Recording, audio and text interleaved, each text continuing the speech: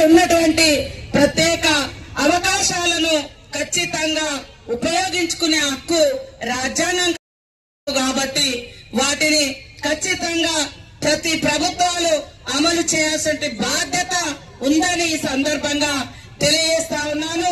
ఖచ్చితంగా మేము కూడా కట్టుబడి పని చేస్తాం. మరి ముఖ్యమంత్రి రేవంత్ రెడ్డి గారు కూడా ఎప్పుడు అడవి బిడ్డలంటే, పేదలంటే, బడుగు బలహీన వర్గాలంటే ఆయనకు ప్రత్యేకమైన అభిమానం. అందుకనే ఈ రోజు దేశంలో ఎక్కడ జరగని కుల గణన, బీసీల కోసం కూడా కుల గణన నిర్వహించడం జరిగింది. మరి దళితులలో ఉండే సమస్య కూడా పరిష్కరించడం జరిగింది.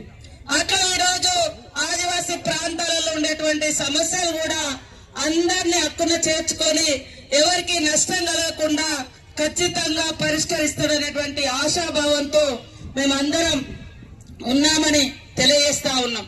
ఇక్కడ ఉన్నటువంటి ప్రత్యేక అవకాశాలను ఖచ్చితంగా ఉపయోగించుకునే హక్కు రాజ్యాంగం కల్పించిన హక్కు కాబట్టి వాటిని ఖచ్చితంగా ప్రతి ప్రభుత్వాలు అమలు చేయాల్సిన బాధ్యత ఉందని ఈ సందర్భంగా తెలియజేస్తా ఉన్నాను.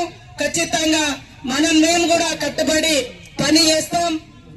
మరి ముఖ్యమంత్రి రేవంత్ రెడ్డి గారు కూడా ఎప్పుడు అడవి బిడ్డలంటే, పేదలంటే, బడుగు బలహీన వర్గాలంటే ఆయనకు ప్రత్యేకమైన అభిమానం. అందుకనే ఈ రోజు దేశంలో ఎక్కడ జరగని కుల గణన, బీసీల కోసం కూడా కుల గణన నిర్వహించడం జరిగింది. మరి దళితులలో ఉండే సమస్య కూడా పరిష్కరించడం జరిగింది. అట్లా ఈ రోజు ఆదివాసీ ప్రాంతాలలో ఉండేటువంటి సమస్యలు కూడా అందరినీ హక్కున చేర్చుకొని ఎవరికి నష్టం కలగకుండా ఖచ్చితంగా పరిష్కరిస్తాడనేటువంటి ఆశాభావంతో మేమందరం ఉన్నామని తెలియజేస్తా ఉన్నాం. ఇక్కడ ఉన్నటువంటి ప్రత్యేక అవకాశాలను ఖచ్చితంగా ఉపయోగించుకునే హక్కు రాజ్యాంగం కల్పించిన హక్కు కాబట్టి వాటిని ఖచ్చితంగా ప్రతి ప్రభుత్వాలు అమలు చేయాల్సిన బాధ్యత ఉందని ఈ సందర్భంగా తెలియజేస్తా ఉన్నాను.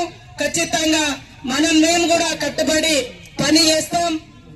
మరి ముఖ్యమంత్రి రేవంత్ రెడ్డి గారు కూడా ఎప్పుడు అడవి బిడ్డలంటే, పేదలంటే, బడుగు బలహీన వర్గాలంటే ఆయనకు ప్రత్యేకమైన అభిమానం.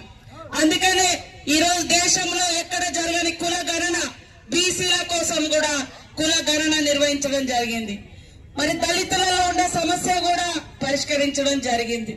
అట్లా ఈ రోజు ఆదివాసీ ప్రాంతాలలో ఉండేటువంటి సమస్యలు కూడా అందరినీ హక్కున చేర్చుకొని ఎవరికి నష్టం కలగకుండా ఖచ్చితంగా పరిష్కరిస్తాడనేటువంటి ఆశాభావంతో మేమందరం ఉన్నామని తెలియజేస్తా ఉన్నాం. ఇక్కడ ఉన్నటువంటి